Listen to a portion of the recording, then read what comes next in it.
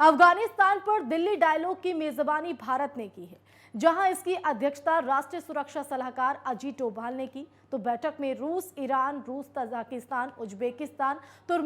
Turkmenistan, Kyrgyzstan और Kazakhstan शामिल हुए, लेकिन पाकिस्तान और चीन ने इससे साफ किनारा कर लिया।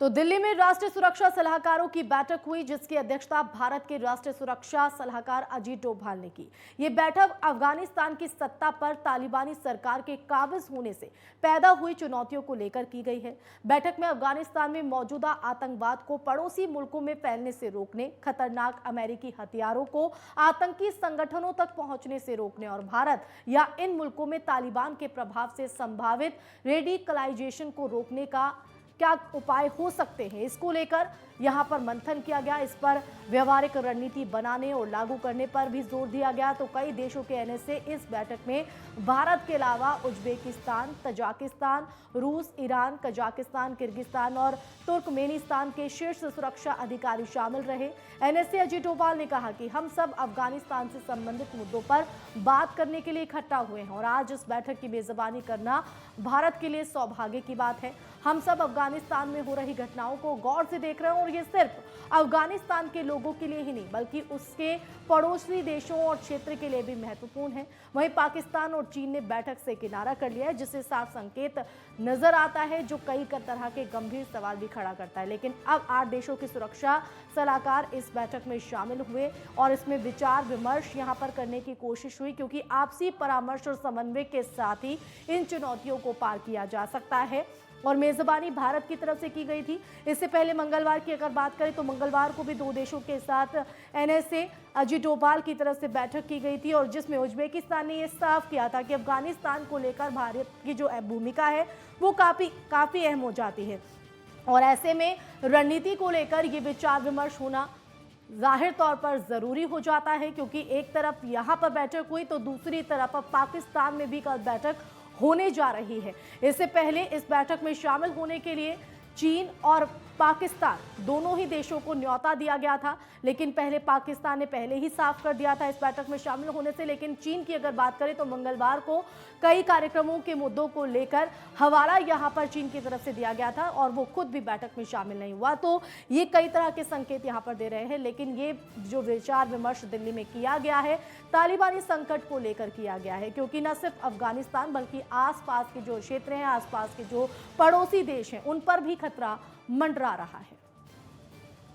और ज्यादा जानकारी के लिए रुख करेंगे हमारे संवाददाता राजकुमार चौधरी का, जो हमारे साथ लाइव जुड़ गए, उनका रुख कर लेते हैं। राजकुमार, दिल्ली में तालिबानी संकट को लेकर मंथन किया गया और अफगानिस्तान को लेकर अब अगला कदम क्या होगा, क्या फैसला हुआ इस मंथन में? बिल्कुल आशिमा, ये बड़ा अहम दौर है और बड़े नाजुक दौर से इस समय दुनिया गुजर रही है। जिस तरीके से तालिबान पूरी दुनिया के लिए चैलेंज बना, उसमें भारत की एक अहम भूमिका इसलिए भी बन जाती है क्योंकि कोरोना काल के दौरान जिस तरीके से हिंदुस्तान ने अपना एक पूरी दुनिया में कीर्तिमान स्थापित किया, उसके बाद हमारी जिम्मेदारियां बढ़ी हैं तो हमारे कर्तव्य भी बढ़ गए हैं। और इसी बात को लेकर जो एनएसए राष्ट्रीय सुरक्षा सलाहकारों के साथ एक बैठक बुला के इस पे क्या निर्णय होना चाहिए, क्योंकि हिंदुस्तान का बिल्कुल रुख इसमें बिल्कुल स्पष्ट है। हिंदुस्तान ये चाहता है कि विश्व में शांति अगर बहाल करनी है तो कहीं ना कहीं तमाम देशों की जिम्मेदारी बनती है। और जिस तरीके से पाकिस्तान और चीन का रुख इस मसले पर रहा है, निश्चित तौर पर आप ये मान के चलिए कि आने वाले दिनों में कहीं ना कहीं अलग पड़े हुए नजर आएंगे और बाकी सब लोगों ने लेकिन जिस तरह से न्योता दोनों ही देशों को दिया गया, पाकिस्तान और चीन दोनों ने ही किनारा किया है, जिससे कहीं ना कहीं कई संकेत नजर आ रहे हैं, किस तरह से मायने निकाले जाएं, क्योंकि कल पाकिस्तान में भी बैठक होने जा रही है। आशिमा,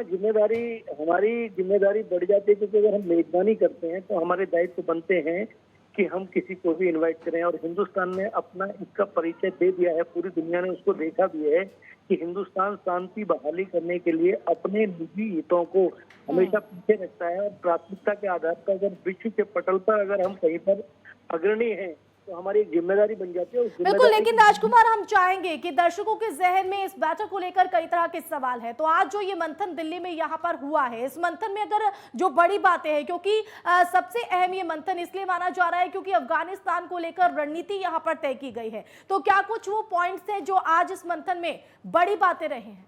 आशिमा, पूरी दुनिया को ये दिखाने का प्रयास किया गया इस बैठक के जरिए कि हम लोग तालिबान में जिस तरीके के हालात और परिस्थितियां हैं उनको बहाल करना सभी की जिम्मेदारी बनती है, और इंटरनेशनल लेवल पर जो दुनिया के चौधरी बनते हैं उनको एक कहीं ना कहीं एक मैसेज ये देने का प्रयास था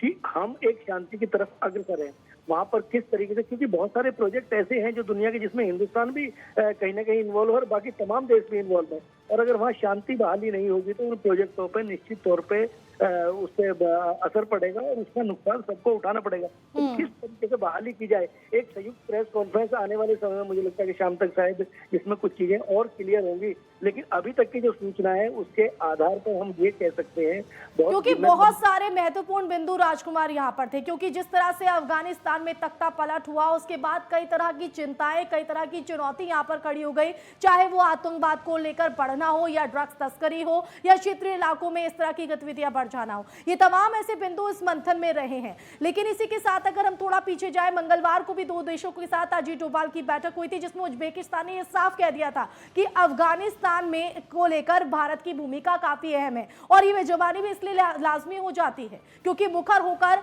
भारत की तरफ से अफगानिस्तान के तख्ता पलट को लेकर अपनी बात रखता रहा है भारत विश्व पटल पर। निश्चित तौर पर आशिमा, अगर दुनिया के किसी भी कीर्तिमान को देखा जाए और किसी देश के, क्योंकि वहां से जो लोग निकल के आए, जो शरणार्थी हैं, वो हिंदुस्तान में भी कहीं ना कहीं शरण लिए हुए हैं, और उनको वापस डिप्यूट करना कहीं ना कहीं हमारी नैतिक जिम्मेदारी बन जाती है। और इसी तरीके से तमाम उन 7 देशों को, जिन लोगों को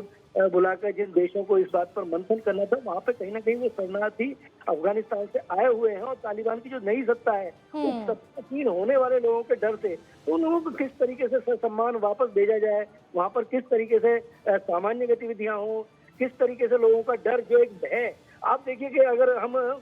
पुरानी गतिविधियों को, अगर इतिहास के पन्नों को पलटते हैं तो उस दिन को देखिए कि लोग वहां से निकलने के लिए जहाज के टायरों पर चढ़ गए, जहाज के टायरों से निकल गए, तो लोग अपनी जान को कहीं ना कहीं जोखिम में डालकर वहां से निकलना चाहते। तो एक जो डर का माहौल रहा है, उस डर के माहौल को किस तरीके से सामान्य किया जाए। बिल्कुल, अब ऐसे में देखना होगा कि इस मंथन के साथ एक कड़ा संदेश तो देने की कोशिश हुई, लेकिन इस संदेश के साथ किस तरह से जो असर है, प्रभाव है, वो पड़ता है, वो देखना होगा। राजकुमार, बहुत शुक्रिया आपका जुड़ने के लिए, जानकारी देने के लिए। तो सीधे तौर पर इसके जरिए न सिर्फ परामर्श और समन्वय के जरिए इन चुनौतियों को पार करने की कोशिश, बल्कि एक कड़ा संदेश देने की भी कोशिश उन लोगों की तरफ से जो आतंकवाद को बढ़ावा दे रहे हैं। यहां रुकेंगे बहुत छोटे से ब्रेक के लिए, ब्रेक के बाद जल्द लौटेंगे।